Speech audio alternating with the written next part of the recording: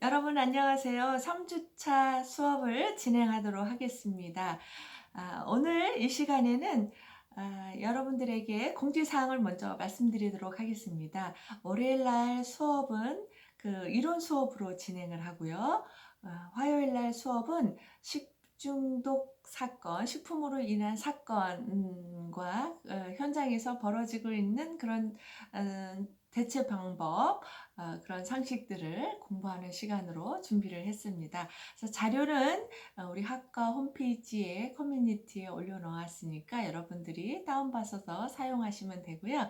제가 하는 그 수업 내용 중에 그 끝머리에 그 질문을 넣어 놨습니다. 그러니까 여러분들이 그 질문에 답을 하시면서 여러분들이 수업이 제대로 잘 이루어지고 있는지, 내가 얼마만큼 이해하고 있는지를 그 질문에 답을 하시면서 여러분들이 학습을 점검하시면 좋을 것 같습니다. 그리고 여러분들이 수업을 듣다 보면 이해가 안 가는 부분이 있습니다. 그러면 그 동영상이 됐든 자료를 다시 한번 읽어보시든 이렇게 하시면 여러분들이 이해를 훨씬 더 잘 하실 수 있을 것으로 생각이 듭니다. 그러니까 언제든지 동영상은 다시 보기를 해서 보실 수가 있으니까 어떻게 보면 여러분들이 수업을 어느 때나 어느 시간에 내가 얼마든지 여러 번 할 수 있다는 그런 장점도 있는 것 같습니다. 여러분들이 그 수업에 대해서 어떻게 느끼시고 있는지 피드백을 주시면 제가 참고로 하도록 하겠습니다. 그러면 오늘 수업을 진행하도록 하는데요. 지난 시간에 2주차에 수업한 내용을 다시 한번 살펴보도록 하겠습니다. 2주차의 수업은 식품 미생물이라는 것은 어떤 것인가에 대해서 했습니다. 미생물이라고 하는 것은 극히 작은 생물체이기 때문에 눈으로 보이지 않는다. 현미경으로만 볼 수 있다. 그런데 이 미생물들이 부패에 관여하는 것도 있고 발효에 관여하는 것도 있다. 그래서 식품과 함께 들어와서 질병을 일으키는 것은 부패라고 얘기를 하고 있고, 또 우리 이 식품의 좋은 쪽으로 변하는 것은 우리는 발효라고 얘기를 한다. 그래서 발효식품의 대표적인 것이 우리가 장류, 고추장, 된장, 그 다음에 김치류, 서양에서는 요구르트, 치즈 이런 것들도 다 미생물에 의해서 그 발효에 의해서 만들어진 음식이라고 얘기를 했습니다. 이 미생물들은 공기 중에도 있고 물속에도 있고 땅에도 있고 식품에도 있고 다 있습니다. 그렇기 때문에 우리는 이 미생물들을 적절하게 잘 활용하시는 것이 좋겠죠. 그래서 나쁜 균들은 우리는 몸속에 들어오지 않도록 이렇게 해야 되겠고요. 좋은 균들은 오히려 우리 몸속에 들어와서 우리 건강에 도움이 되도록 이렇게 해야 되겠죠. 그래서 우리가 대표적인 것들이 그 프로바이오틱스 식품들, 건강식품들이 있잖아요. 그래서 요즘은 그 젖산균을 먹잖아요. 유산균을 일부러 먹어서 건강에 도움이 되도록 하는 그런 경우도 있습니다. 그래 이렇게 작은 생물체이지만 그 생물체를 또 보게 되면은 생리학적 성질에 따라서 이렇게 분류를 해보면 세균이라는 것이 있고, 그 다음에 곰팡이가 있고, 효모가 있고, 리케차가 있고, 바이러스, 스피로에타, 조류, 뭐 원생 동물류 이렇게 분류를 한다고 했습니다. 그래서 우리가 세균이라고 하는 것은 이제 그 생물계에 다 가지고 있다는 거죠. 그래서 분열 증식을 하고 세균성 식중독이나 경구 전염병의 병원체와 식품의 부패 등에 작용하는 부패 세균들이 대부분이 세균이라고 얘기를 했습니다. 그 다음에 곰팡이가 있는데요. 곰팡이는 커서 우리 눈으로 보인다고 했잖아요. 떡이라든가 빵에 곰팡이가 자라서 이렇게 민들레 꽃이 핀 것처럼 이렇게 그 모양을 이루잖아요. 그래서 이거를 눈으로도 볼 수가 있는데요. 이 곰팡이는 뭐 누룩 곰팡이, 메주 곰팡이, 뭐 여러 종류의 곰팡이들이 있습니다. 그래서 이 곰팡이는 수분이 없어도 잘 자라기 때문에 14% 정도의 낮은 수분만 있어도 이 곰팡이가 자라는 것을 볼 수가 있습니다. 그 다음에 효모인데요. 우리가 이제 효모는 발효식품에 관여하는 것들이 많죠. 그래서 우리가 대표적으로 알고 있는 게 빵 효모 아시죠? 이스트입니다. 그래서 빵 만들 때에 이스트를 넣게 되는데 이것이 효모에 해당이 됩니다. 그래서 이 효모들은 우리 몸에 병을 일으키는 것은 드뭅니다. 예, 그렇기 때문에 우리가 이스트를 이용해서 빵도 만들고 술도 만들고 이렇게 하고 있죠. 그 다음에 리케차가 있는데요. 이거는 발젠티브스의 원인이 되는 그런 균이 되겠습니다. 그래서 우리 리케차. 그 다음에 바이러스가 있는데 바이러스는 굉장히 그 순수 배양이 불가능하고요. 그 살아있는 세포에만 증식을 하게 되죠. 그래서 우리가 감기 바이러스 살아있는 생명체, 세포에만 증식합니다. 그래서 어떻게 해요? 우리 이번에 코로나 바이러스 어떻게 해요? 살아있는 사람한테 와가지고 얘가 증식을 하고 있는 거죠, 지금. 그래서 우리가 얘는 죽어있는 생명체에는 가지 않습니다. 살아있는 생명체에 들어와서 얘가 증식을 해가지고 숫자가 많아지면은 다시 다른 숙주로 옮겨가게 됩니다. 그 다음에 스피로헤타가 있습니다. 여러 가지 나선형 모양을 가지고 있고 매독균이 여기에 해당이 된다 그랬죠. 그래서 우리가 성병의 중에 하나죠. 매독균이 스피로헤타균 중에 하나입니다. 옛날에는 매독으로 인해서 사람들이 사망하는 경우가 많았고요. 예, 그렇지만 지금도 있나 모르겠습니다. 많지는 않은 것 같습니다. 한때는 유행했던 그런 병이고요. 그 다음에 조류, 엽록체를 가진 간단한 식물로서 단세포와 다세포로 되어 있다. 질병을 일으키는 균은 별로 없습니다. 이것도 역시. 원생동물은 동물 가운데 가장 간단한 세포로 되어 있고 활동성이 있고 병원성이 있는 이질 아메바, 말라리아균이 여기에 속한다. 그래서 여러분들이 이질이라고 하는 전염병이 있습니다. 물을 통해서 감염되는 병인데요.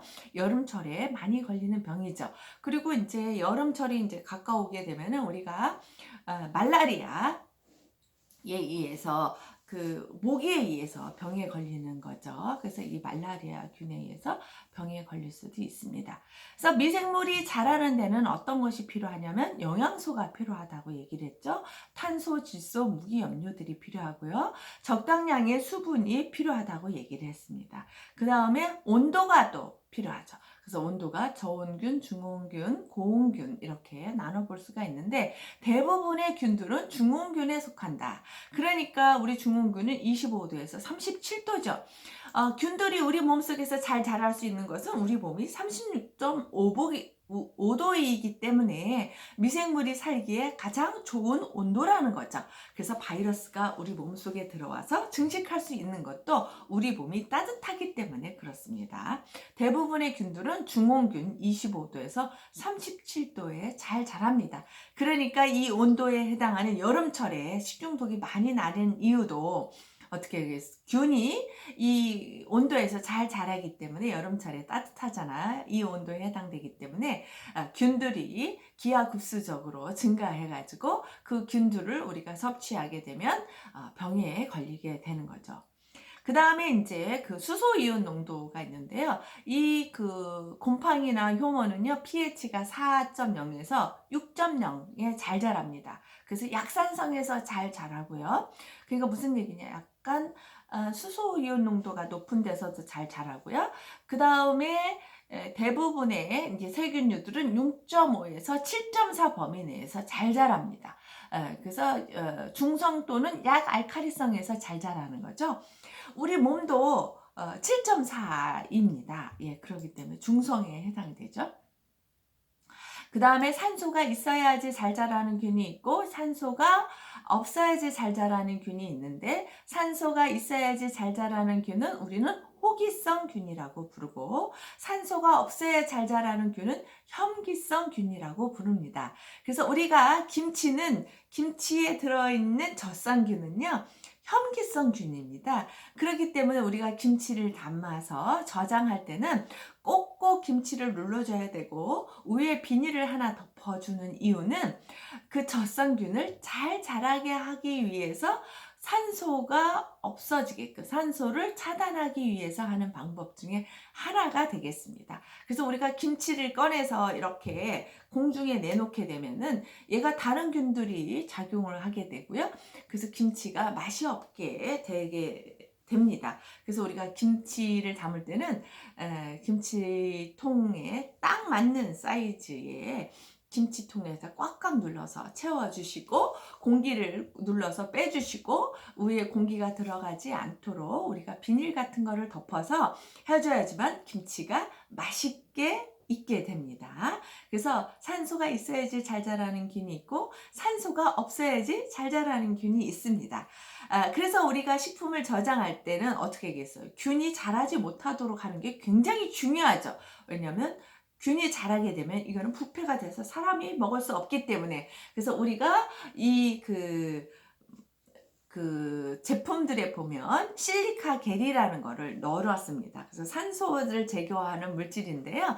이걸 넣는 이유는 그 산소의 흡입을 방지하는 방법이 되는 거죠. 그래서 미생물이 자라지 못하게끔 하는 그런 방법 중에 하나로서 실리카 겔을 넣어줌으로써 그 안에서 공기가 없도록 해주는 그런 역할을 하는 방법으로 쓰이고 있습니다. 자, 이렇게 우리가 지난 시간에 어떤 미생물이 종류와 그 다음에 미생물의 생육 조건에 대해서 알아봤습니다. 그러면 오늘은요, 어떤 수업을 할 거냐면 식품의 변질에 대해서 알아보도록 하겠습니다. 미생물이 작용을 해서 식품이 변질되게 되는데요. 변질의 종류에는 어떤 것이 있는지 그리고 식중독에 대해서 잠깐 알아보는 시간을 갖도록 하겠습니다. 그래서 어떤 식품의 변질이라고 하는 것은 그 식품 고유의 색깔이라든가 맛이라든가 또는 향기가 저하되고 이미 이취가 생기고 이미 이취라고 하는 것은 이상한 맛과 이상한 향으로 변하게 된다는 것이죠. 또는 영양소가 감소하게 되는데 식품에 따라서 그 모양까지 변해서 먹지 못하게 되는데 이러한 상태를 우리는 변질이라고 얘기를 하고 있습니다. 그래서 변질의 종류에는 세 가지가 있는데요.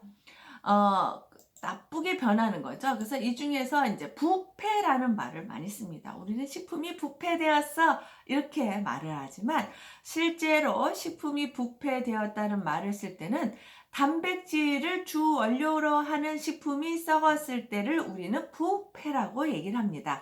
그야말로 고기 종류죠. 소고기, 돼지고기, 닭고기, 생선류 뭐 이런 것들이 미생물에 의해서 번식을 해서 이상하게 변했을 때 우리는 부패라는 말을 씁니다. 그래서 단백질 식품이 이렇게 썩었을 때는 정말 썩은 냄새가 지독하게 나죠. 그래서 세균에 의해서 번식을 해서 아미노산이 형성이 되고 아미노산이 어떻게 되냐면 아민이나 암모니아로 바뀌게 됩니다. 그래서 암모니아는 썩은 냄새가 나는 물질이 되는 건데요. 그래서 악취가 나고 유해성 물질이 만들어지게 되고 반면에 호기성균에 의해서 번식을 하게 되면 우리는 후란이라고 하는 작용이 일어난다고 하는데 이는 악취가 없습니다. 우리는 흔히 보게 되는 것이 이제 부패되는 거죠. 고기가 썩은 냄새가 나는 것을 얘기를 합니다.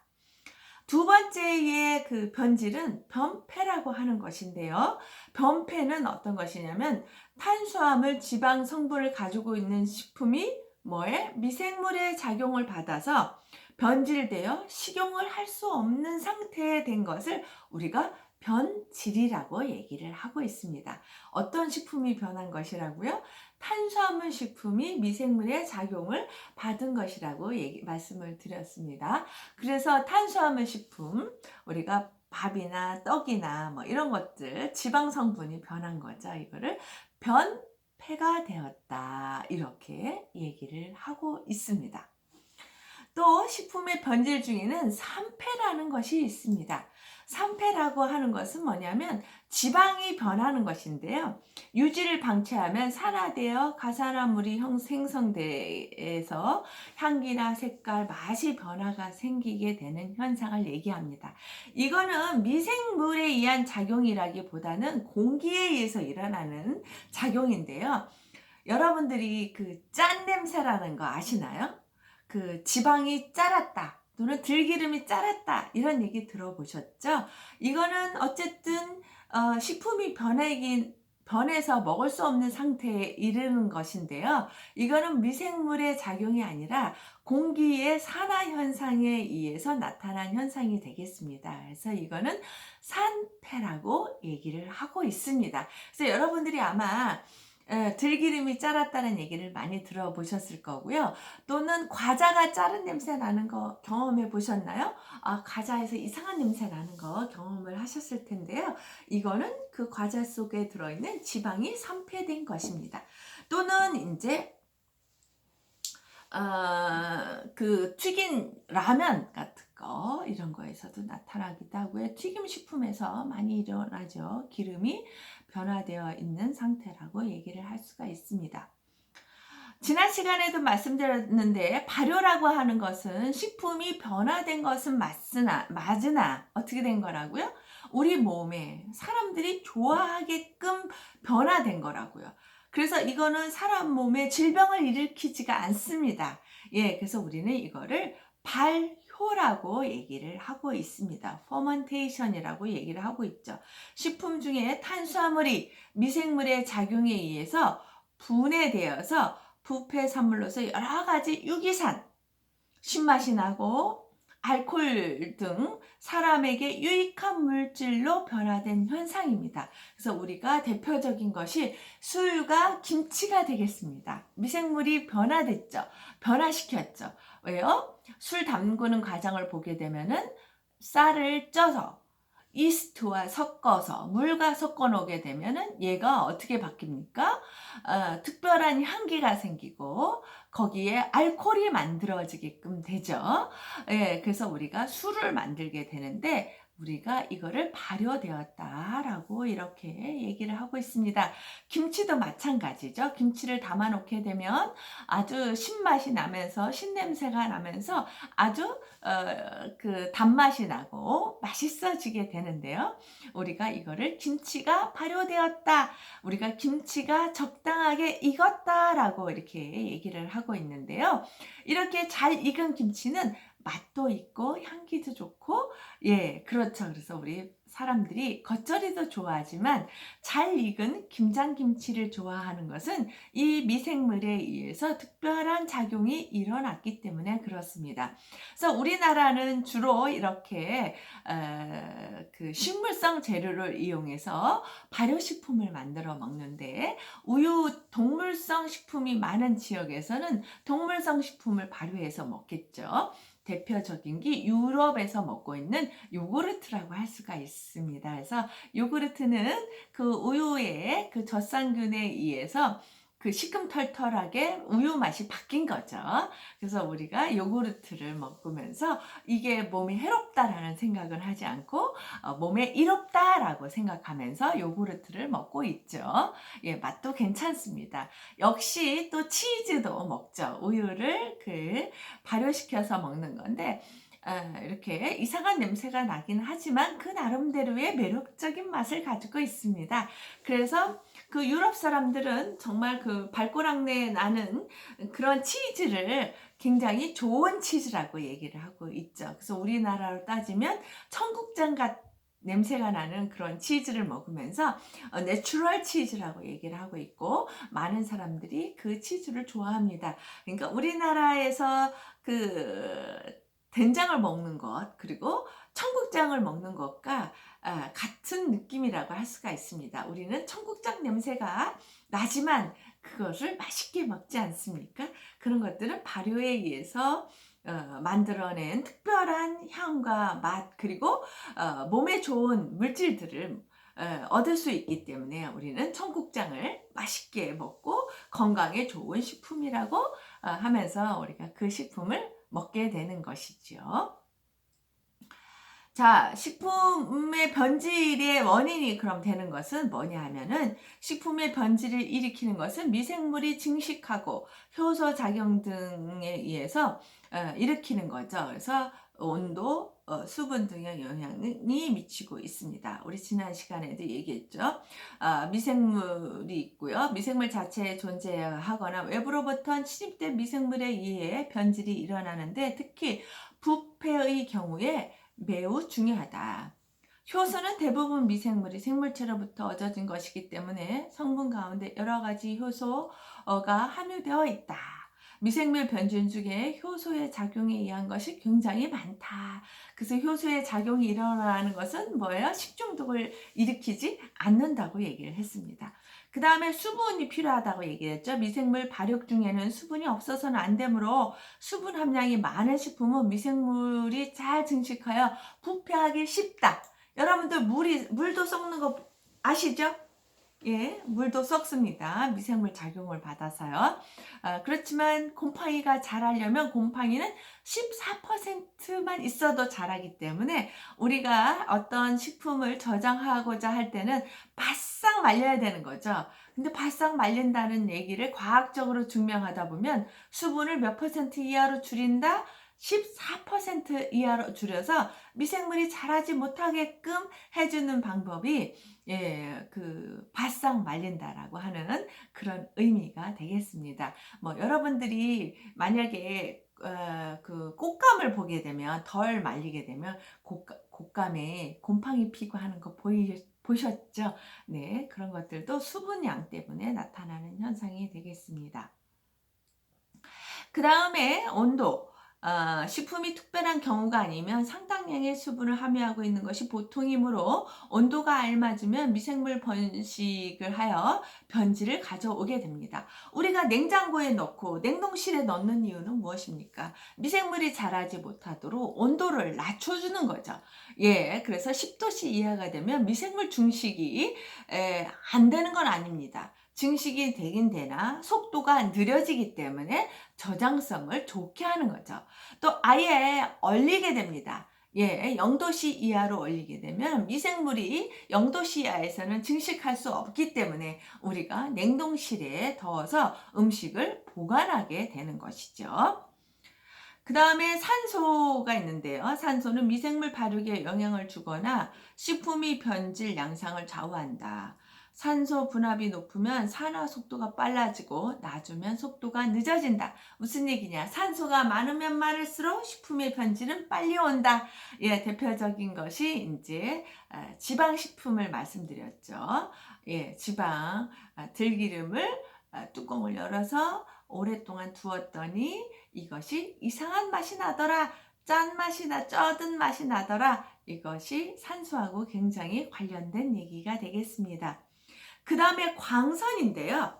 광선이 있으면 산화가 촉진되어 대부분 미생물은 직사광선을 싫어한다. 그래서 우리는 어떻게 행주를 삶아가지고 직사광선이 내리쬐는 햇볕에다가 말리게 되죠. 그러면 자외선에 의해서 살균 작용이 일어나기도 하고요. 이 직사광선에 의해서 미생물들이 대부분 죽게 되는 거죠. 그 속에 들어있는 자외선에 의해서 죽게 되는 거죠. 그래서 우리가 행주를 삶아서 햇볕에 말리는 거, 아니면 도마를 햇볕에 내놓는 거, 옷을 말리는 거, 뭐 이런 것들이 광선에 의해서 소독 효과를 가져오는 거라고 할 수가 있겠습니다. 그 다음에 금속의 작용인데요. 코발트나 니켈, 철분, 망간 등 산화 환원 작용을 이용한 금속들은 식품의 산화를 촉진한다. 그래서 우리가 알루미늄 그릇에 음식을 보관하지는 않습니다. 왜냐하면 알루미늄 그릇이 구멍이 날 수도 있고 식품이 변하기 때문에 그렇죠.